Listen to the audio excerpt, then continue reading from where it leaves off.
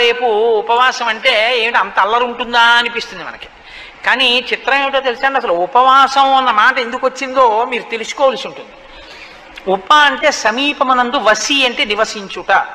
ఉపవాసము అనేటటువంటిది ఎప్పుడు పడితే అప్పుడు చెయ్యమని శాస్త్రం చెప్పలేదు. ఇది మీరు బాగా గమనించాలి. మొదట ఉపవాసము అన్నది ఎందుకు వచ్చిందో తెలుసా అండి, బాధను గుర్తెరుగుట కొరకు. ఇది ముందు తెలుసుకోవాలి. ఎందుకు గుర్తెరుగుట కొరకు అంటే, తినగలిగి తినకూడదు. మీరు తినగలరు, ఆకలి ఉంది కానీ తినరు. ఇప్పుడు బాధ వేస్తుందా, ఆకలి వేస్తుందా, వేసేస్తుందా టైంకి, కానీ మీరు తినరు. ఇప్పుడు నీరసంగా ఉంటుందా, ఉండదా? ఉంటుంది. జాగరణ ఎందుకు చేయాలి?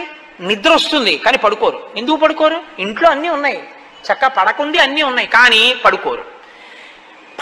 పడుకోకపోతే ఉండే బాధ ఏమిటో అనుభవిస్తారు, అన్నం తినకపోతే ఉండే బాధ ఏమిటో అనుభవిస్తారు.